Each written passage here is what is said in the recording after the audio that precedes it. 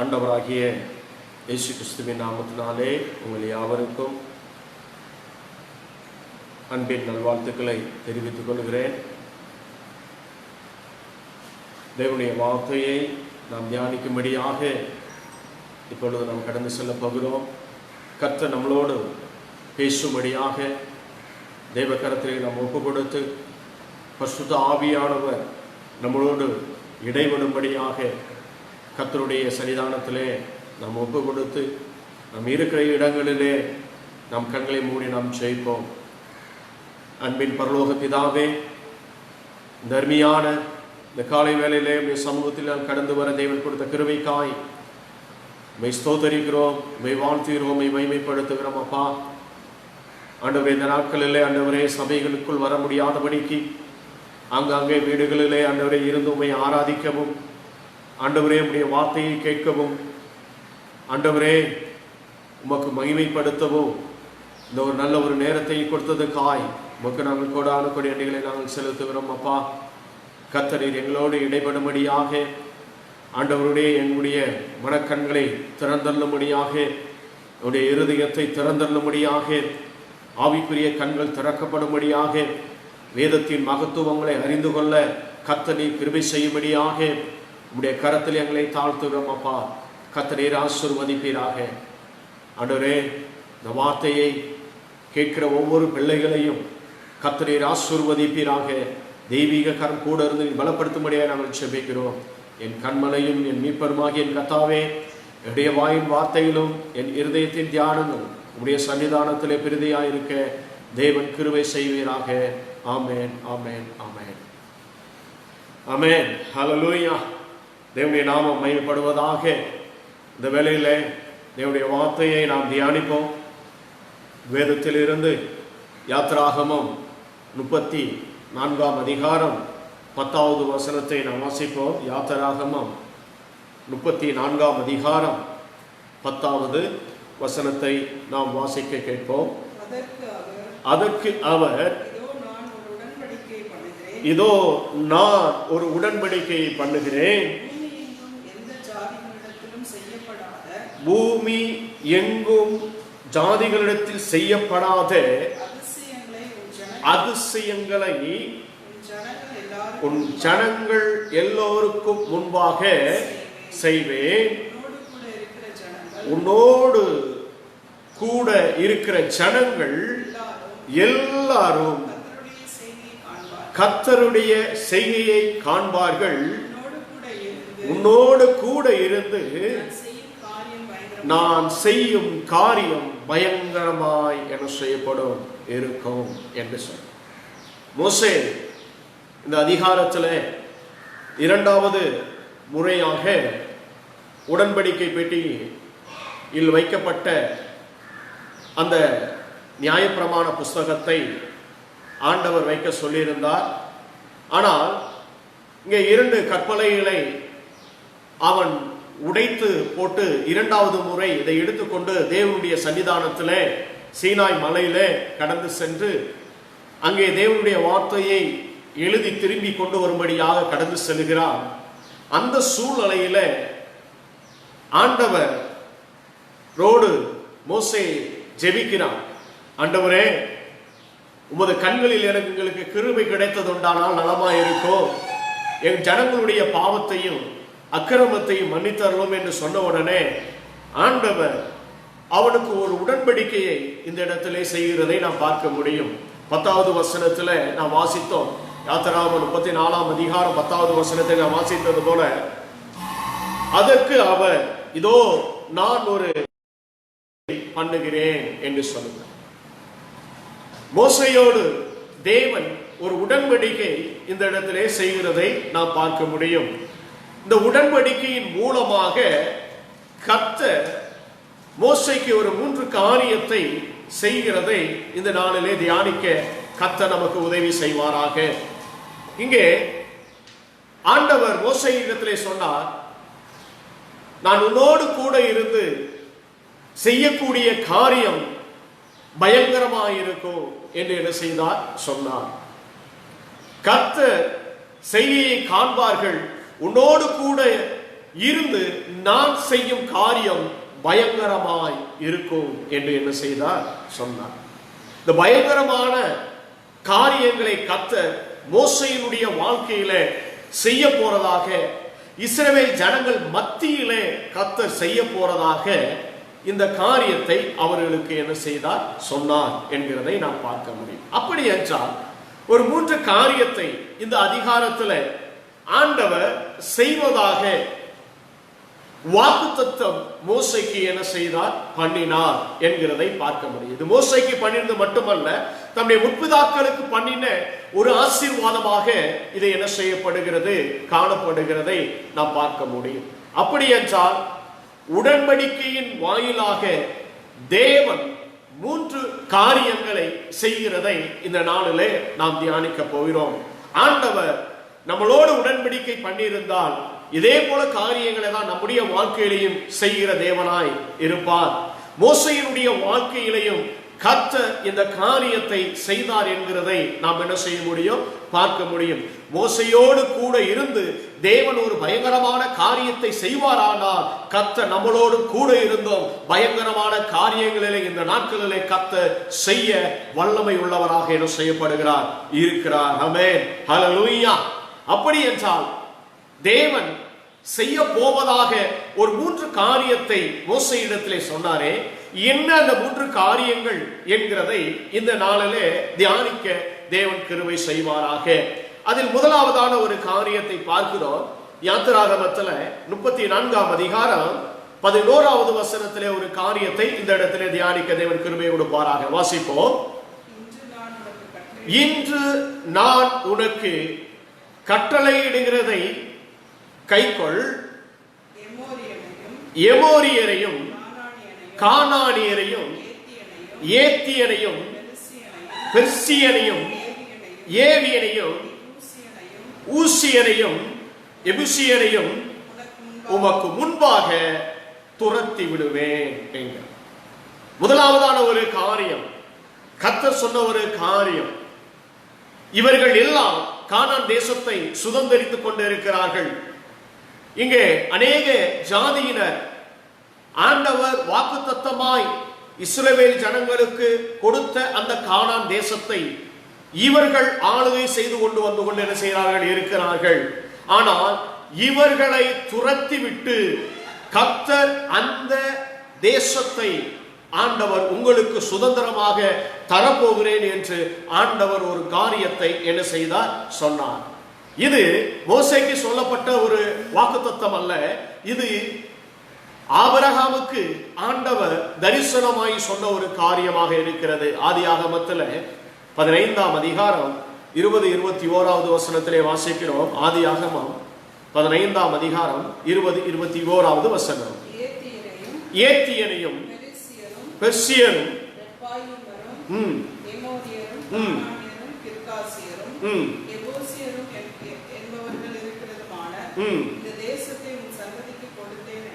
இந்த தேசத்தை உன் சந்ததிகளுக்கு கொடுத்தேன் என்றார். ஆண்டவர் ஆபிரகாமுக்கு இது வாக்குத்தத்தமாய் என்ன செய்யப்பட்டது சொல்லப்பட்ட ஒன்றாய் இருந்தது. ஆனால் அந்த காரியத்தை தேவன் மீண்டும் மோசேக்கு அதை என்ன செய்தார் காண்பித்து சொல்லுகிறார், நான் உன்னோடு கூட இருந்து நான் செய்ய போகிற காரியம் அது பயங்கரமா இருக்கும். எப்படி பயங்கரமான ஒரு காரியத்தை செய்வார் என்றால், கானான் தேசத்தை ஆளுகை செய்து கொண்டிருக்கிற எல்லோரையும் துரத்தி விட்டு அந்த தேசத்தை உனக்கு என்ன செய்வேன் தருவேன். ஒரு தேசத்தின் ஜனத்தை துரத்தி விட இன்னொரு தேசத்தால் முடியும், ஆனால் பல தேசத்தால் கூடியிருக்கிறார்கள், ஒரு தேசம் அல்ல. யோசுவாவிலே நாம் பார்க்கும் பொழுது ஏறத்தாழ 31-32 ராஜாக்களை துரத்தி விட்டார்கள் என்கிறதை நாம் என்ன செய்யறோம் பார்க்கிறோம். யோசுவாவிலே நாம் பார்க்கும் பொழுது அங்கே வேதம் சொல்லப்படுகிறது இப்படியாக. யோசுவா 12ஆம் அதிகாரம் கடைசி வசனத்தை நாம் வாசிக்கும் பொழுது ஏறத்தாழ 31 ராஜாக்கள் அந்த தேசத்தை ஆளுகை செய்து கொண்டிருந்தார்கள் என்று பார்க்கிறோம். வாசிப்போம் கடைசி வசனத்தை. யோசுவா 12ஆம் அதிகாரம் கடைசி வசனம். திர்சாவின் ராஜா ஒன்று ஆக இவர்கள் எல்லோரும் 31 ராஜாக்கள் என்று பார்க்கிறோம். அப்படி என்றால் ஒரு தேசத்திற்கு ஒரு ராஜா என்று பார்க்கிறோம். ஏறத்தாழ 31 தேசங்களை ஆளுகை செய்து கொண்டிருந்த 31 ராஜாக்களையும் கர்த்தர் துரத்தி ஒரு தேசமாக கர்த்தர் மாற்ற முடியும் என்றால் அதுதான் பயங்கரமான ஒரு காரியமாக என்ன செய்யப்படுது இருக்கிறது. அவர்கள் எப்படிப்பட்டவர்களாக இருந்தார்கள் என்று பார்த்தால் வேதம் சொல்லுகிறது. உபாகமத்தில் 7ஆம் அதிகாரம் 1வது வசனத்திலே வாசிக்கிறோம். உபாகமம் 7ஆம் அதிகாரம் 1வது வசனம். நீ சுதந்தரிக்க போகிற தேசத்தில் உன் தேவனாகிய கர்த்தர் உன்னை பிரவேசிக்க பண்ணி உன்னை பார்க்கிலும் ஜனம் பெருத்த ஜாதிகளாகிய ஏத்தியர், கிர்காசியர், எமோரியர், கானானியர், பெர்சியர், ஏவியர், எபூசியர் 7 பலத்த ஜாதிகள் தான் அந்த தேசத்தை ஆளுகை செய்து கொண்டிருந்தார்கள். பலத்த ஜாதிகள் எப்படின்னா இஸ்ரவேலை பார்க்கிலும் பலத்த ஜாதிகளாய் இருந்தவர்களை அங்கே நாம் என்ன செய்கிறோம் பார்க்கிறோம். அப்படிப்பட்டவர்களை கர்த்தர் ஒரு அதிசயமான காரியத்தை கர்த்தர் என்ன செய்கிறார் இஸ்ரவேல் ஜனங்களுடைய வாழ்க்கையில என்ன செய்தார். யாராலும் இவர்களை துரத்த முடியாது பலத்த ஜாதிகளாய் பெருத்தவர்களாய் இருக்கிறார்கள் என்று சொல்லப்படுகிறது. உபாகமத்திலே 9ஆம் அதிகாரம் முதல் 3 வசனத்திலே வாசிக்கிற உபாகமம் 9ஆம் அதிகாரம் 1, 2, 3 வசனங்கள். இஸ்ரவேலே நீ இப்பொழுது யோர்தானை கடந்து உன்னிலும் ஜனம் பெருத்ததும் பலத்ததுமான ஜாதிகளை துரத்தி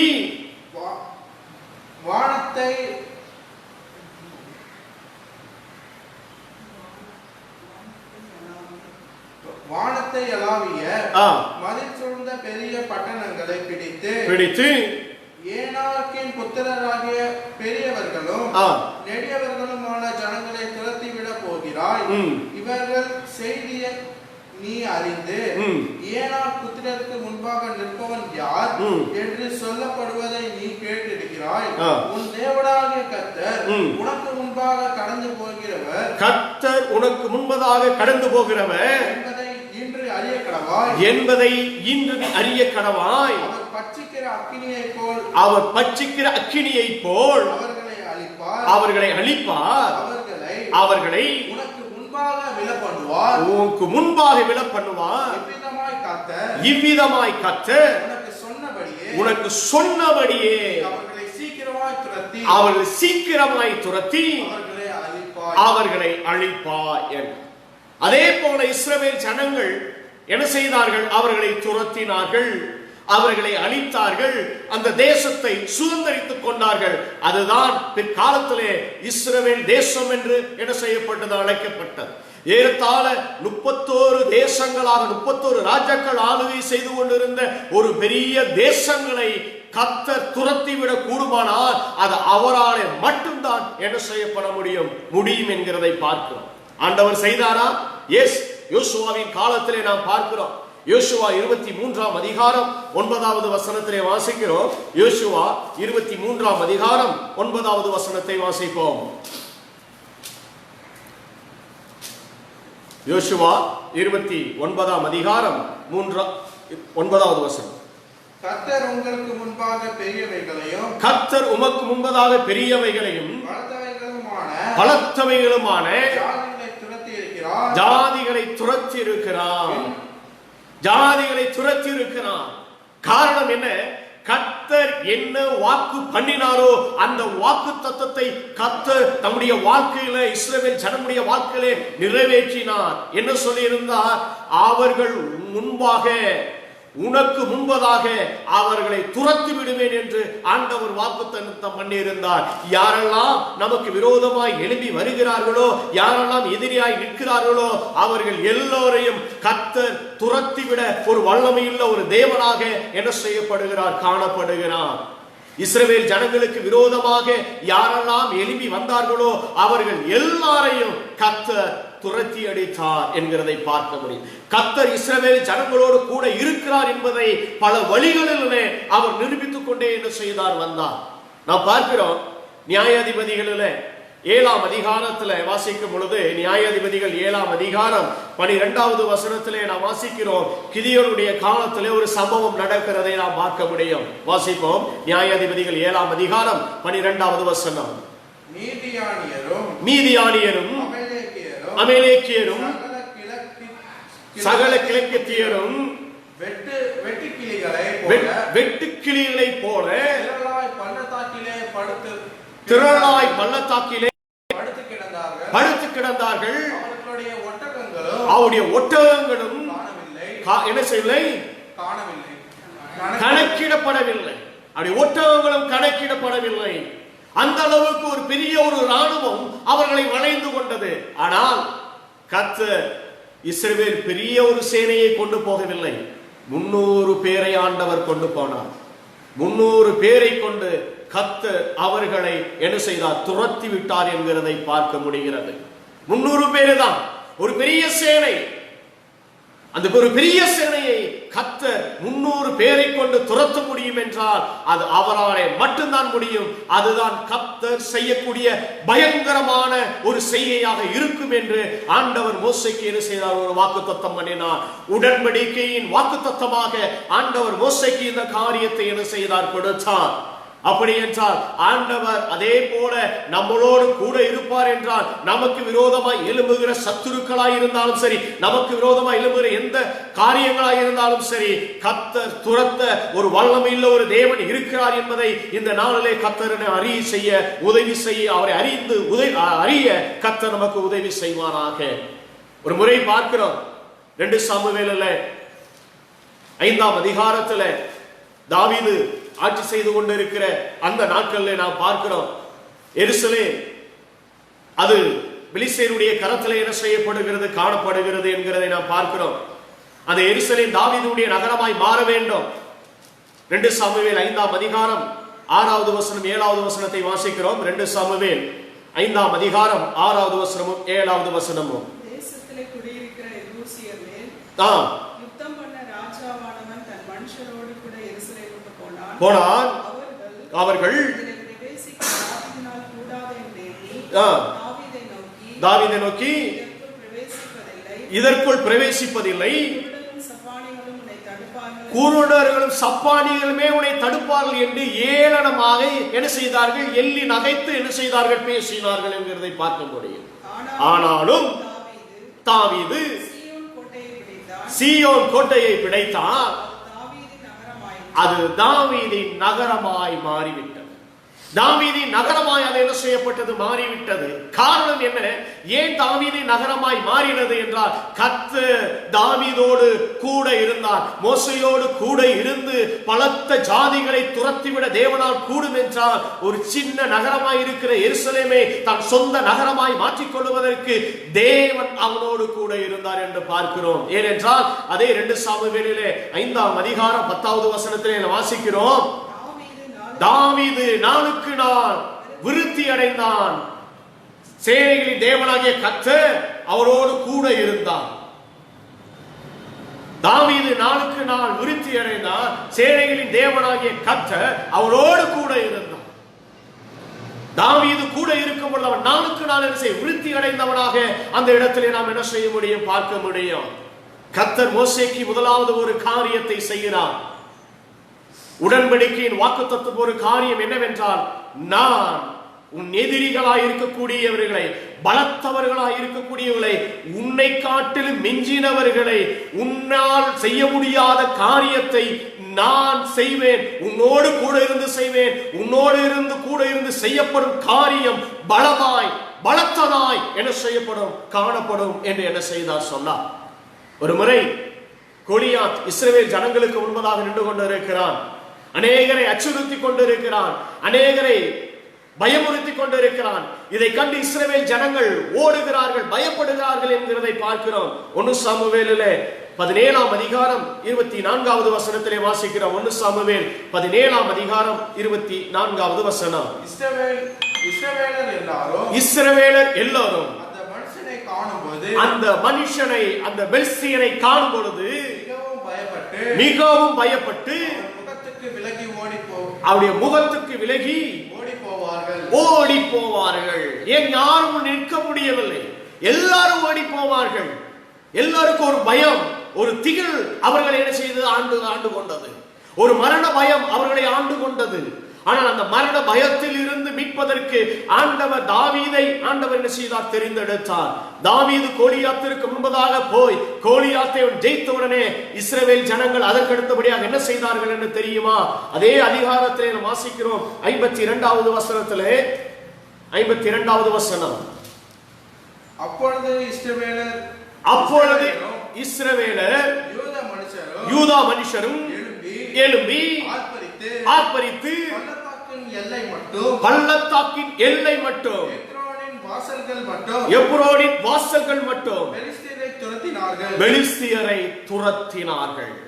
இவர்கள் ஓடிக்கொண்டிருந்தார்கள், இவர்கள் பயந்து கொண்டிருந்தார்கள். ஆனால் ஆண்டவர் எப்பொழுது தாவீதோடு கூட இருந்து ஆண்டவர் பலத்த காரியத்தை, பயங்கரமான ஒரு காரியத்தை செய்தார்களோ அப்பொழுது தேவ ஜனத்திற்கு விரோதமாக ஒருவரும் எதிர்த்து நிற்க முடியாதவர்களாய் அந்த இடத்திலே நாம் என்ன செய்யறோம் பார்க்கிறோம்.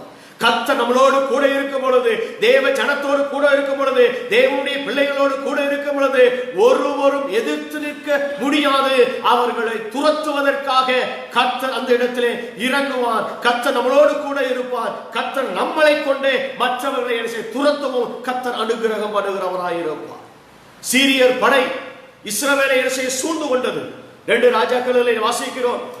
7ஆம் அதிகாரம் 6வது வசனம் 7வது வசனத்திலேயும் 2 ராஜாக்கள் 7ஆம் அதிகாரம் 6வது வசனம் 7வது வசனத்தை வாசிக்கும் பொழுது, ஆண்டவர் சிரியாவின் ராணுவத்திற்கு ரதங்களின் இரைச்சலையும் குதிரைகளின் இரைச்சல்களையும் மகா ராணுவத்தின் இரைச்சல்களையும் கேட்க பண்ணினால் அவர்கள் ஒருவரை ஒருவர் நோக்கி, இதோ நம்மிடத்தில் போருக்கு வர இஸ்ரவேலின் ராஜா ஏத்தியர் ராஜாக்களையும் எகிப்தியர் ராஜாக்களையும் நமக்கு விரோதமாக கூலி பொருத்தினான் என்று சொல்லி பயந்து ஓடி போனார்கள். காரணம், இது கர்த்தர் செய்த ஒரு காரியம். இஸ்ரவேல் ஜனங்கள் எகிப்தின் ராஜாக்களையோ எந்த அந்நிய நாட்டினுடைய ராஜாக்களையோ அவன் இஸ்ரவேல் ஜனங்கள் அழைக்கவில்லை. ஆனால் கர்த்தர் இஸ்ரவேலோடு கூட என்ன செய்தார், இருந்தார் என்று பார்க்கிறோம். ஏனென்றால் தேவனுடைய மனுஷனாகிய எலிசா அந்த இடத்தில் என்ன செய்தான், இருந்தான். எலிசா சொன்னபடி அந்த ராஜா செய்ததினாலே ஆண்டவர் சீரியர்களை துரத்தி அடித்தார். உனக்கு விரோதமாக உன்னை வளைந்து கொண்டவர்கள், உனக்கு விரோதமாக எழும்பினவர்கள் ஆண்டவர் உன்னோடு கூட இருந்தார் என்றால் அவர்கள் எல்லாரையும் துரத்த பயங்கரமான ஒரு காரியத்தை செய்கிற ஒரு தேவன் நம்மளோடு கூட இருக்கிறார் என்கிறதை இந்த நாளிலே நாம் என்ன செய்ய வேண்டும், உணர்ந்து கொள்ள வேண்டும். யோசபாத்தின் ராஜாக்கள் நாட்களிலே இப்படித்தான் என்ன செய்யப்பட்டது, நடந்தது. 2 நாளாகமத்திலே 20ஆம் அதிகாரத்திலே நாம் வாசிக்கிறோம். 2 நாளாகமம் 20ஆம் அதிகாரம் முதல் 3 வசனத்திலே வாசிக்கும் பொழுது, அம்மோன் புத்திரரும் மோவாப் புத்திரரும் அவருக்கு விரோதமாக என்ன செய்தார்கள், கடந்து வந்தார்கள். 2 ராஜாக்கள் 20ஆம் அதிகாரம் 1, 2, 3 வசனத்தை வாசிப்போம். அந்நாட்களில் 2 நாளாகமம் 20ஆம் அதிகாரம் முதல் 3 வசனம். இதற்கு பின்பு மோவாப் புத்திரரும் அம்மோன் புத்திரரும் அவர்களோட அம்மோனியருக்கு அப்புறத்தில் உள்ள மனுஷரும் கூட யோசபாத்துக்கு விரோதமாக தேவனுடைய மனுஷனாய் இருக்கிற யோசபாத்திற்கு முன்பதாக என்ன செய்தார்கள், யுத்தம் பண்ண கூடி வந்தார்கள். ஆனால் யோசபாத் யுத்தத்திற்கு போகவில்லை. அவன் தேவனுடைய சன்னிதானத்திற்கு கடந்து சென்றான், தேவனுடைய சமூகத்திற்கு கடந்து சென்றான், தேவனுடைய சமூகத்தை தேடினான். அவன் அங்கே சென்றபடியினாலே ஆண்டவர் அவர்களை என்ன செய்தார், துரத்தும்படியாக கர்த்தர் பயங்கரமான ஒரு காரியத்தை கர்த்தர் நம்முடைய வாழ்க்கையில செய்தார். இஸ்ரவேல் ஜனமுடைய வாழ்க்கையிலையும் செய்தார் என்கிறதை நாம் பார்க்க முடியும். உடன்படிக்கையின் வாயிலாக தேவன் 3 காரியத்தை மோசேக்கு என்ன செய்தார் சொன்னார். அதில் முதலாவதான காரியம், உனக்கு முன்பதாக எந்த எதிரிகளும் எந்த தேசத்தாரும் என்ன செய்ய நிற்க முடியாது, அவர்களை நான் துரத்துவேன் என்கிறதை சொன்னார். அப்படி எப்படி செய்வாரா? பயங்கரமாய் உன்னோடு கூட இருந்து பயங்கரமான ஒரு காரியத்தை என்ன செய்ய போகிறேன். அது பயங்கரமாக என்ன செய்யப்படும் இருக்கும். ஏறத்தாழ 31 ராஜாக்களை யோசுவாவை கொண்டு ஆண்டவர் அந்த தேசத்தை சுத்திகரித்தார், துரத்தி அடித்தார். இது யாராலே முடியும்?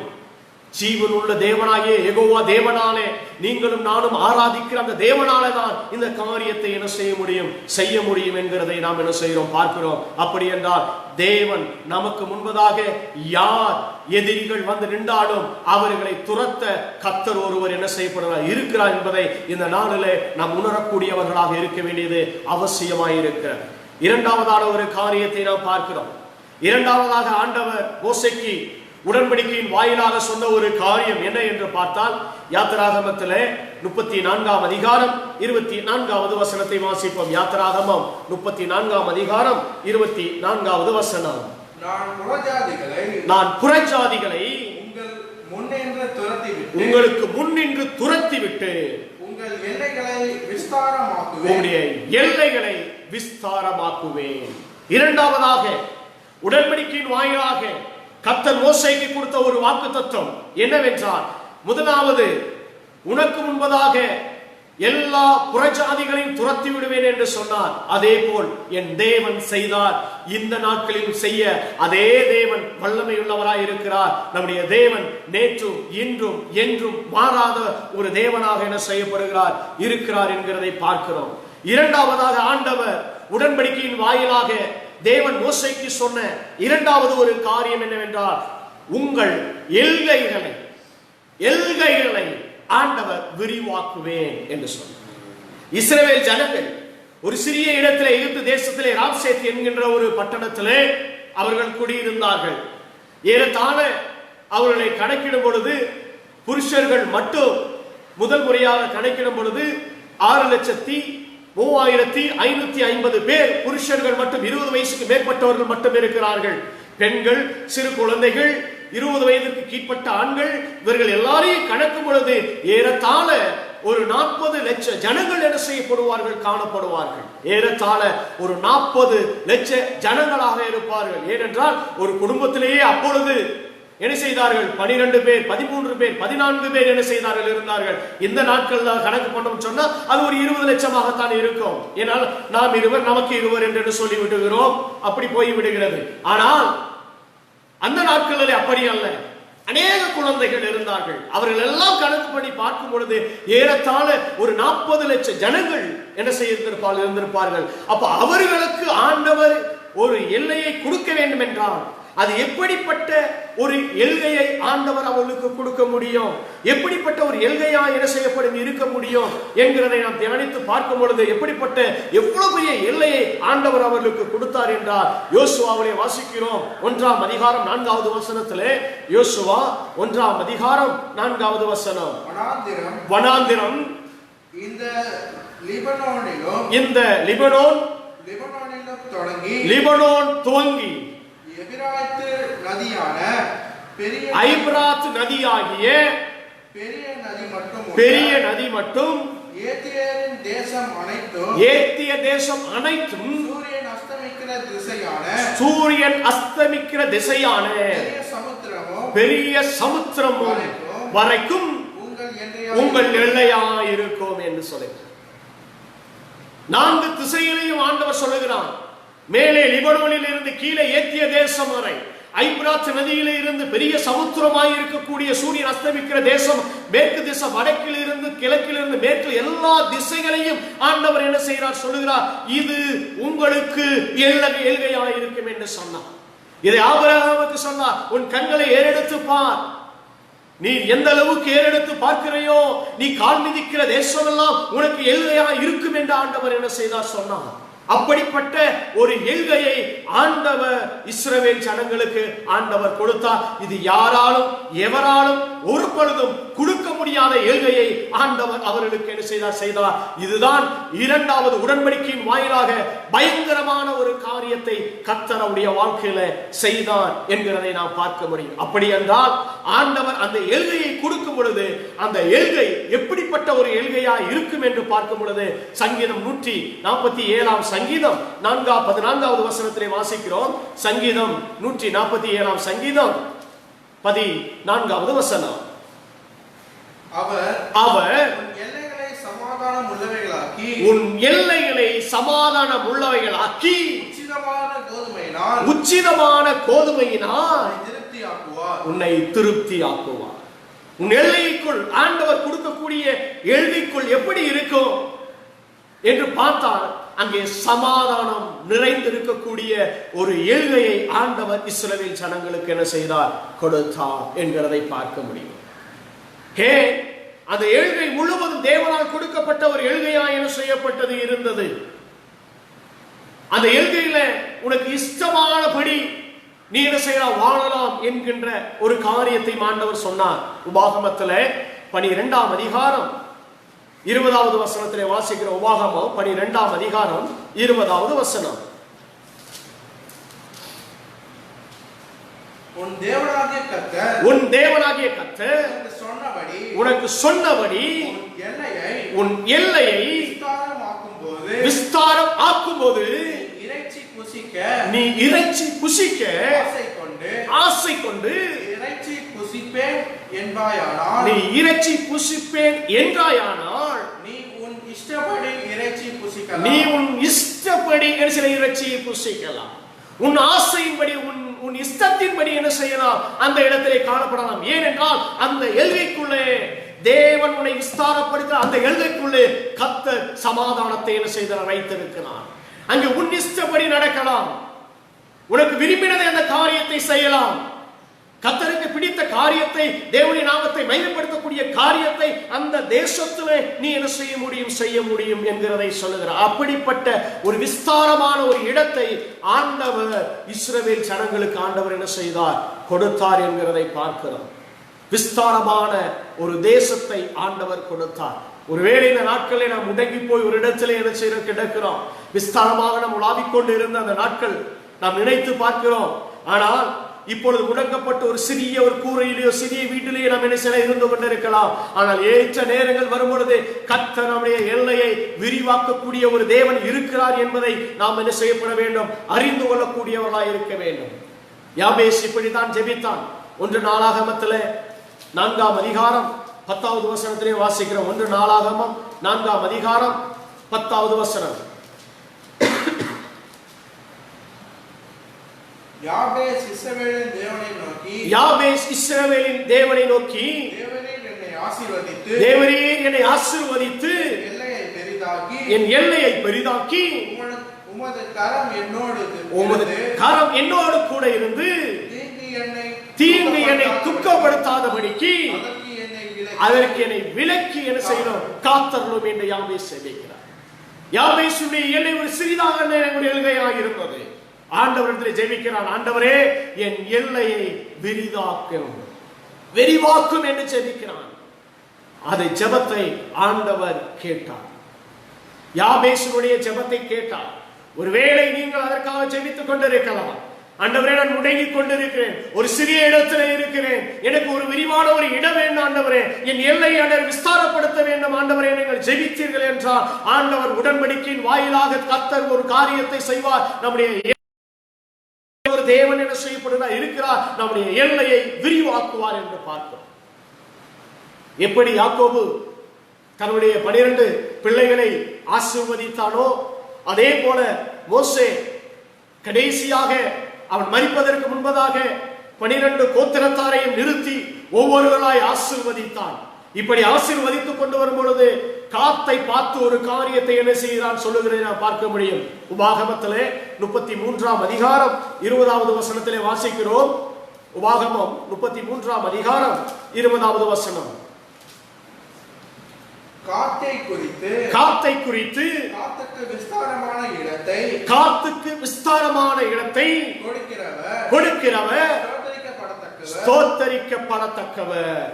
காத்துக்கு விஸ்தாரமான இடத்தை கொடுக்கிறவர் ஸ்தோத்தரிக்கப்படத்தக்கவர். காத்துக்கு கொடுத்தார், காத் கோத்திரத்தாருக்கு கொடுத்தார், காத் கோத்திரத்துக்கு மார்க்கமா கொடுத்தார், நப்தலிக்கும் கொடுத்தார்.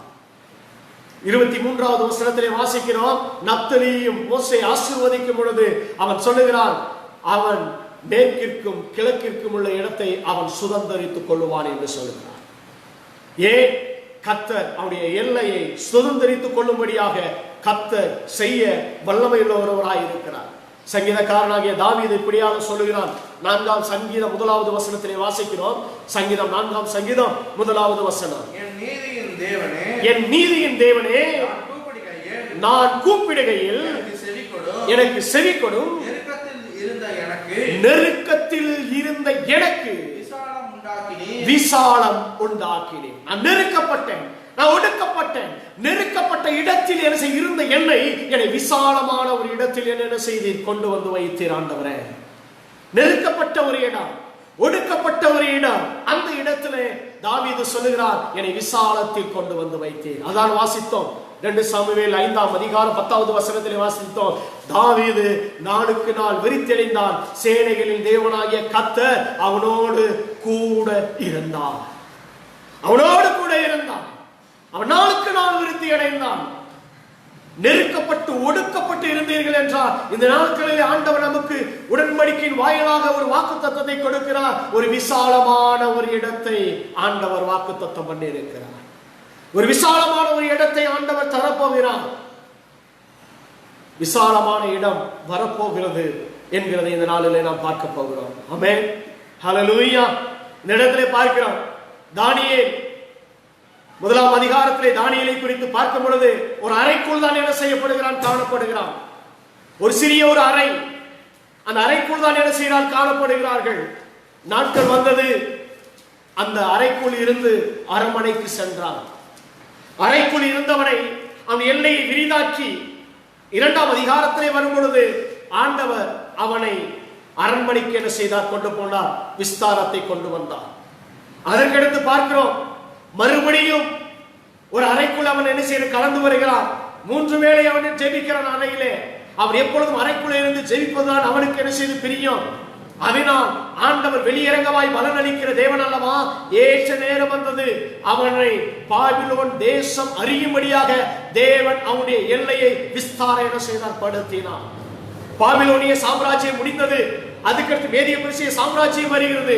மேதிய பெர்சியாவின் சாம்ராஜ்யத்தின் காலத்திலே தானியேலுடைய பெயர் பல ராஜ்யங்களுக்கு, பாபிலோன் தேசத்துக்கு மட்டுமல்ல, பாபிலோன் ராஜ்யத்திற்கு மட்டுமல்ல, மேதிய பெர்சிய சாம்ராஜ்யத்திலும் தானியேலுடைய பெயர் விஸ்தாரமாக என்ன செய்யப்பட்டது, பேசப்பட்டது. அவனுடைய புகழ் விஸ்தாரமாக்கப்பட்டது. அவனுடைய பெயர் எல்லா இடங்களிலும் போய் எட்டினது. சாமுவேலோடு கர்த்தர் கூட இருக்கும் பொழுது தான் முதல் பெர்சியாம் அவரை அவனுடைய பெயரை எட்ட பண்ணின தேவன், அவனுடைய பெயரை விஸ்தாரப்படுத்தின தேவன், தானியேலுடைய பெயரை விஸ்தாரப்படுத்தின தேவன், அதே தேவன் நம்முடன் கூட இருக்கிறார். உங்களையும் என்னையும் நம்முடைய நாமத்தை விஸ்தாரப்படுத்துகிற ஒரு தேவன் இருக்கிறார். நாம் குறுகி இருந்தாலும், நாம் நெருக்கப்பட்டு இருந்தாலும், ஒடுக்கப்பட்டு இருந்தாலும், ஏற்ற நேரம் வருகிறது, கர்த்தர் நம்மளை உயர்த்தி நம்மை விஸ்தாரப்படுத்துகிற ஒரு நாட்கள் என்ன செய்யப்படுது வருகிறது. கர்த்தர் அதை என்ன செய்யப்படுகிறார், செய்ய போகிறார் என்பதை பார்க்க முடியும். அதனால் நாம் என்ன செய்ய வேண்டும் என்று பார்க்கும் பொழுது ஆண்டவர் ஒரு காரியத்தை சொல்லுகிறார். ஏசாயாவிலே 54ஆம் அதிகாரம் 2வது வசனம் 3வது வசனத்திலே வாசிக்கிறோம். ஏசாயா 54ஆம் அதிகாரம் 2வது வசனமும் 3வது வசனமும், கூடாரத்தின் இடத்தை விசாலமாக்கு, உன் கூடாரத்தின் இடத்தை விஸ்தாரமாக்கு, வாசஸ்தலங்களின் திரைகளை விரிவாக்கட்டும், உன் வாசஸ்தலத்தின் திரைகளை விரிவாக்கட்டும், தடை செய்யாதே, தடை செய்யாதே, கயிறுகளை நீளமாக்கி, உன் கயிறுகளை நீளமாக்கி, மூலைகளை உறுதிப்படுத்தி, உன் மூலைகளை உறுதிப்படுத்தி, நீ வலதுபுறத்திலும், நீ வலதுபுறத்திலும், இடதுபுறத்திலும், இடதுபுறத்திலும் இடம் கொண்டு பெருகுவாய். உன் சந்ததியார் ஜாதிகளை சுதந்தரித்துக் கொண்டு பாழாய் கிடந்த பட்டணங்களை குடியேற்றி வைப்பார்கள். பாழான பட்டணங்களை குடியேற்ற பண்ண செய்கிற தேவன் ஒருவர் இருக்கிறார். ஆமென், ஹல்லேலூயா. நேரத்தில் நாம் பார்க்கிறோம், நம்முடைய தேவன் யார்? நம்மளை விசாலத்தில் கொண்டு போய் வைக்கிற ஒரு தேவன், விசாலத்திலே கொண்டு போகிறவர் ஆண்டவர். இஸ்ரவேல் ஜனங்கள் ஒரு சிறிய ஒரு பட்டணத்திலே வாழ்ந்து கொண்டிருந்தார்கள். ஆனால் ஆண்டவர் அவர் எல்லையை விரிதாக்கினார், அவர் எல்லையை விஸ்தாரப்படுத்தினார். அதனால் அவர்கள் சமுத்திரத்தில் இருந்து ஐபிராத் நதிக்கரை வரையிலும், மேலே லிபனோனில் இருந்து கீழே ஏத்திய தேசம் வரை அவருடைய எல்லையாக ஆண்டவர் அவர்களுக்கு என்ன செய்தார்? கொடுத்தார். அதே போல ஆண்டவர் நம்முடைய எல்லைகளை ஆண்டவர் பெரிதாக்க வேண்டும் என்றால், விஸ்தாரப்படுத்த வேண்டும் என்றால், கர்த்தர் உடன்படிக்கையின் வாயிலாக மோசேக்கு சொன்ன அந்த வாக்குத்தத்தம் இந்த நாட்களிலே நம்முடைய வாழ்க்கையிலையும் கர்த்தர் நிறைவேற செய்ய அனுகிரகம் பண்ணுவாராக. அப்படி என்றால் நாம் பார்க்கிறோம், ஆதி சபை ஒரு மேல் வீட்டில் தான் துவங்கப்பட்டது. 120 பேரினாலே மேல் வீட்டு அறையிலே அப்போஸ்தலர் நடபடிகள் 2ஆம் அதிகாரம் 1வது வசனத்திலே துவங்கப்பட்டது. ஆனால் அப்போஸ்தலர் நடபடிகள் 28ஆம் அதிகாரம் வரும்பொழுது அங்கே சாம்ராஜ்யத்தின் ஆளுகை செய்து கொண்ட ரோம் பட்டணம் வரை சபை விஸ்தாரமானது.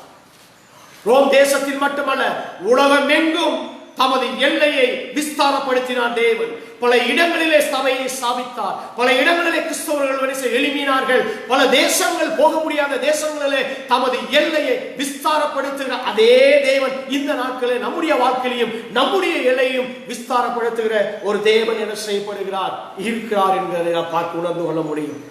ஆனால் அப்படி விஸ்தாரப்படுத்த வேண்டும் என்றால் கண்டிஷன், நிபந்தனை என்ன செய்யப்படுத்தி இருக்கிறது. வாசிப்போம். உபாகமத்திலே 19ஆம் அதிகாரம் 8வது வசனமும் 9வது வசனம். உபாகமம் 19ஆம் அதிகாரம் 8வது வசனம் 9வது வசனம்.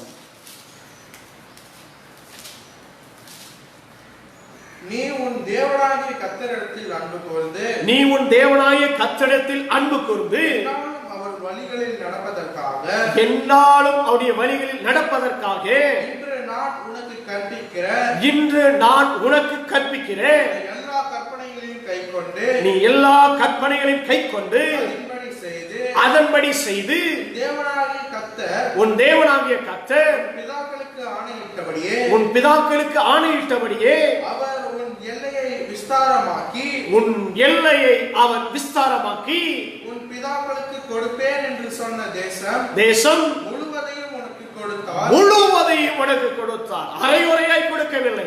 தேவன் என்ன வாக்கு பண்ணினாரோ அந்த வாக்கு தத்தத்தின்படி 100% அவருடைய எல்லையை விஸ்தாரப்படுத்தி வாக்கு பண்ணினவர், வாக்கு மாறாதவராக அப்படியே அந்த எல்லையை கொடுத்தார். அப்படி என்றால் தேவன் ஒருவேளை நமக்கு வாக்குத்தத்தம் பண்ணியிருந்தார் என்றால், ஒருவேளை இந்த வருஷம் நமக்கு வாக்குத்தத்தம் பண்ணியிருந்தார் என்றால், அந்த வாக்குத்தத்தை நிறைவேற்ற ஒரு வல்லமுள்ள ஒரு தேவன் இருக்கிறார். அது நம்முடைய வாழ்க்கையை நிறைவேற்றி அந்த ஆசீர்வாதத்தை சுதந்திரித்துக் கொண்டு அந்த ஆசீர்வாதம் நிலைத்திருக்கக்கூடிய ஆசீர்வாதமாய் நம்முடைய வாழ்க்கையில வைத்து அதை நிரந்தரமாய் அனுபவிக்கக்கூடிய ஒரு ஆசீர்வாதமாக கர்த்தர் இந்த நாட்களிலே நம்முடைய வாழ்க்கையிலே மாற்ற கிருபை செய்வாராக.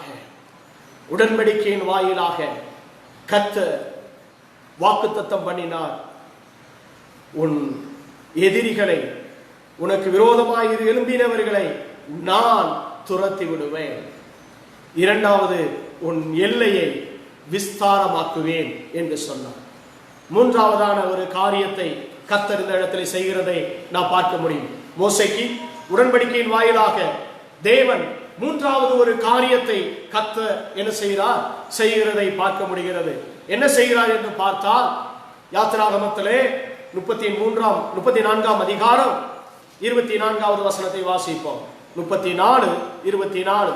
நான் புறஜாதிகளை உங்களை முன்னின்று துரத்திவிட்டு உன்னுடைய எல்லைகளை விஸ்தாரமாக்குவேன். வருஷத்தில் 3 தரம் உங்கள் தேவனாகிய கர்த்தருடைய சந்நிதிக்கு முன்பதாக காணப்படுகிற போயிருக்கிற போது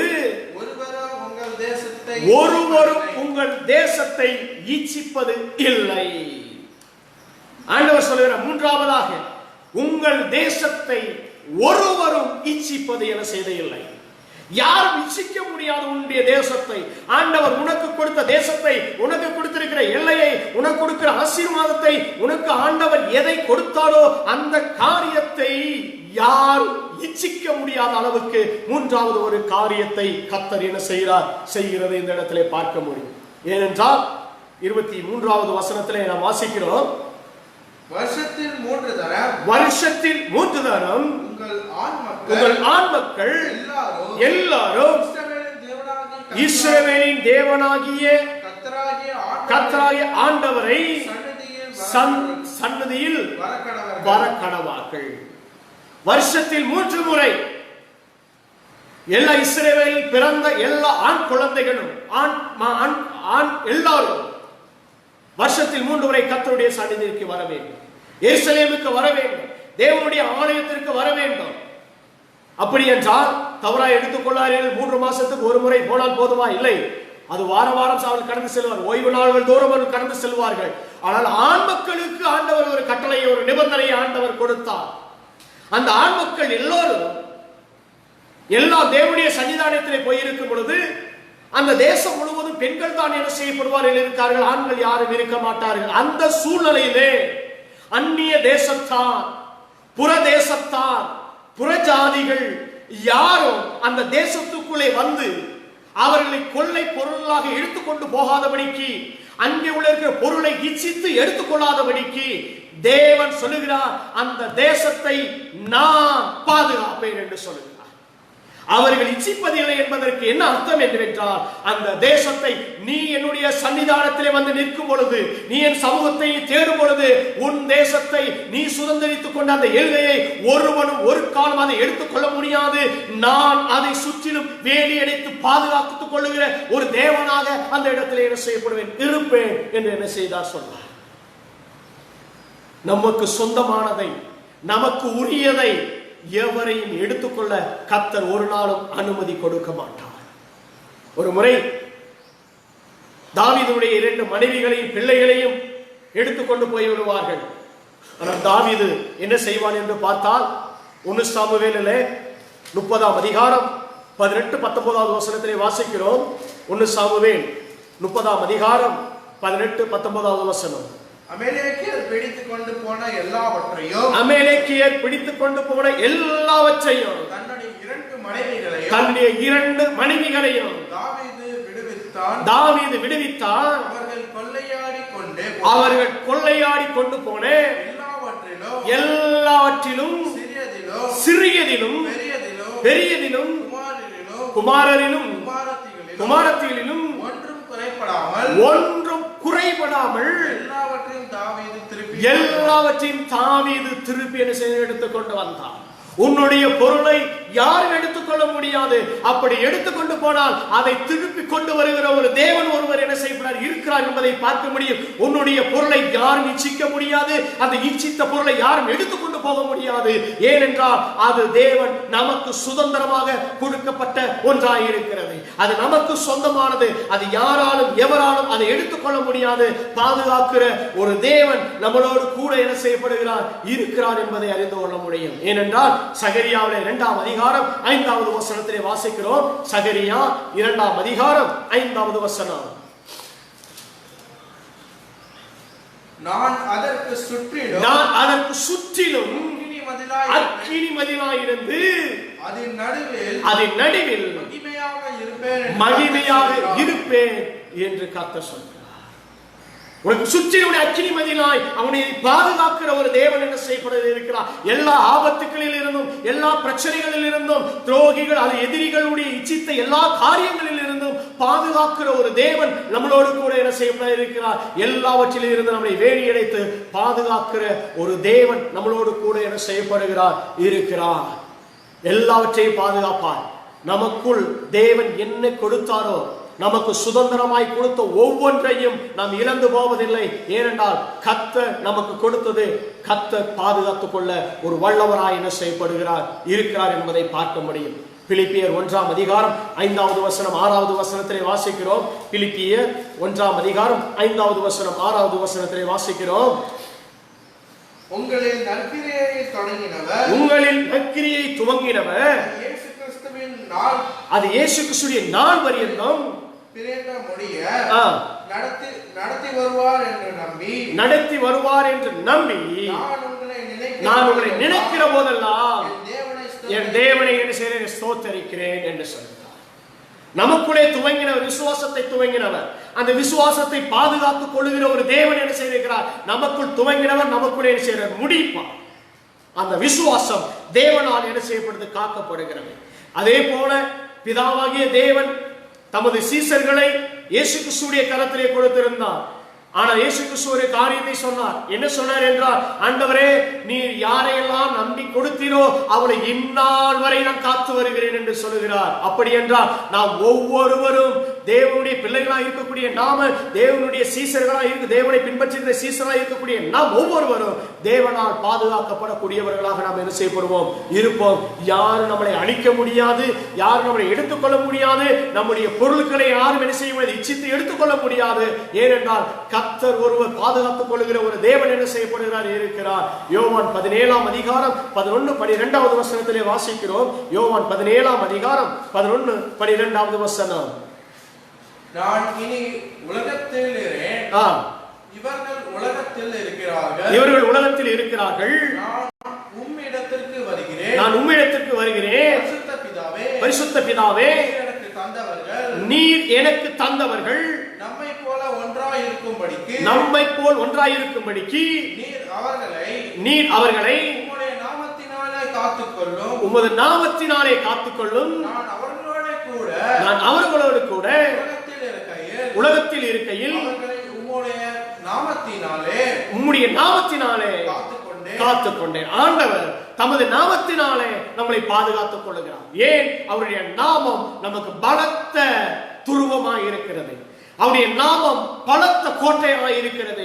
அவருடைய நாமம் நம்மளை காப்பாற்றக்கூடியதாக, நம்மளை பாதுகாத்துக் கொள்ளக்கூடியதாக, எல்லா தீமைகளில் இருந்து நம்மை விலக்கி பாதுகாத்துக் கொள்ளக்கூடிய ஒரே ஒரு நாமம் இருக்கிறது.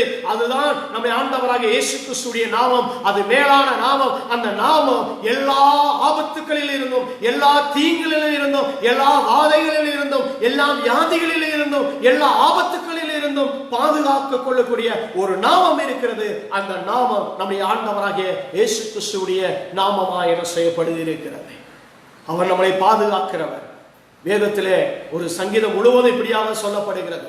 சங்கீதம் 121ஆம் சங்கீதத்திலே வாசிக்கிறோம். சங்கீதம் 121ஆம் சங்கீதம் 3வது வசனத்திலே இருந்து 8வது வசனம் வரை வாசிக்கும் பொழுது ஆண்டவர் அவரை இப்படியெல்லாம் காத்துக்கொண்டு வருகிறார் என்கிறதை அந்த இடத்திலே பார்க்கிறோம். சங்கீதம் 121 3வது வசனத்திலிருந்து வாசிப்போம். உன் காலை தள்ளாட விட்டால், உன் காலை தள்ளாட விட்டால், உன்னை காக்கிறவர் உறங்கார், இஸ்ரவேலை காக்கிறவர் உறங்குவதும் இல்லை, தூங்குவதும் இல்லை.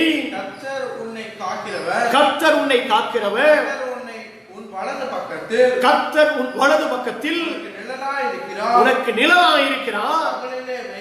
பகலிலே வெயிலாகிலும் இரவிலே நிலவாகிலும் உன்னை சேதப்படுத்துவதில்லை. கர்த்தர் உன்னை எல்லா தீங்கிற்கும் விலக்கி காப்பார். அவர் உன் ஆத்துமாவை காப்பார், உன் ஆத்துமாவை காப்பார். கர்த்தர் உன் போக்கையும் வரத்தையும் இது முதற்கொண்டு என்றைக்கும் காப்பார், என்றென்றைக்கும் காப்பார். தேவன் காக்கிற ஒரு தேவன் என்ன செய்யப்படாத இருக்கிறார். உங்களுடைய தேசத்தை, உங்களுடைய பொருட்களை, உங்களுக்கு சொந்தமானதை, உங்களுக்கு உரிமையானதை ஒருவர் இச்சிக்காதபடிக்கு, அதை யாரும் எடுத்துக்கொள்ளக்கூடாதபடிக்கு கர்த்தர் அதை பாதுகாக்கிற ஒரு தேவன் என்ன செய்யப்படுகிறார் இருக்கிறார். அந்த பாதுகாக்கிற தேவன் ஒரு தீங்கு நம்முடைய வாழ்க்கையிலே நேரிடாது, ஒரு வாதையும் நம்முடைய வாழ்க்கையிலே நேரிடாது. ஏனால் வாதை உன் கூடாரத்தை அணுகாது. ஏனென்றால் சர்வ வல்லமையுள்ள தேவன் நாம் நிழலாக கொண்டிருக்கிறோம். அவர் நம்மை பாதுகாக்கிறவர். எல்லா ஆபத்துகளில் இருந்தோம், எல்லா வியாதிகளில் இருந்தோம், எல்லா வாதைகளிலும் இருந்தோம் ஆண்டவர் நம்மளை பாதுகாக்கிற ஒரு தேவன் என்ன செய்யப்படுகிறார் இருக்கிறார். இதைத்தான் மோசேக்கு உடன்படிக்கையின் வாயிலாக 3 காரியத்தை ஆண்டவர் சொன்னார். உனக்கு முன்பதாக உன் எதிரிகளை, உனக்கு கொடுக்கப்படுகிற தேசத்தை அங்கே ஆக்கிரமி பண்ணி கொண்டிருக்கிறார்களே அவர்களை நான் துரத்தி விடுவேன். உன் எல்லைகளை விஸ்தாரப்படுத்துவேன். 2வதாக, 3வதாக உன் தேசத்தை யாரும் எவரும் இச்சிப்பதில்லை. அப்படி என்றால் தேவன் ஒருவர் இருக்கிறார் அதை பாதுகாத்துக் கொள்வதற்கு. யாரும் நமக்கு சொந்தமானதை, யாரும் தேவன் நமக்கு கொடுத்ததை யாராலும் எவராலும் எடுத்துக்கொள்ள முடியாதபடிக்கு நம்மை பாதுகாக்கிற ஒரு தேவன் இந்த நாட்களிலே கர்த்தர் நம்மளோடு கூட என்ன செய்யப்படுகிறார், இருக்கிறார். உடன்படிக்கையின் வாயிலாக தேவன் 3 காரியங்களை மோசேக்கு வாக்குத்தத்தம் பண்ணினார். அந்த வாக்குத்தத்தங்கள் இந்த நாட்களிலே நம்முடைய வாழ்க்கையிலே நிறைவேறத்தக்கபடியாக தேவ கரத்திலே நாம் என்ன செய்ய ஒப்பு கொடுப்போம். உனக்கு முன்பதாக யார் இருந்தாலும், உன் எதிரிகள் உனக்கு விரோதமாக எத்தனை பண்ணினாலும், கோலியாத்தை போல உனக்கு முன்பதாக வந்து நின்றாலும், இல்ல அம்மோன் புத்திரர்கள் மோவாப் புத்திரர்களைப் போல, பெலிஸ்தியர்களைப் போல, எபிசியர்களைப் போல உமக்கு முன்பதாக ஒரு பெரிய ராணுவமே சீரியர்களைப் போல உனக்கு முன்னே வளைந்து கொண்டாலும், கர்த்தர் ஒருவர் இருக்கிறார், துரத்தி விடக்கூடிய வல்லமை உடையவர். கர்த்தருடைய நாமத்தை நாம் சார்ந்து கொள்வோம். தேவனுடைய பாதுகாப்புகளை நாம் கடந்து வருவோம்.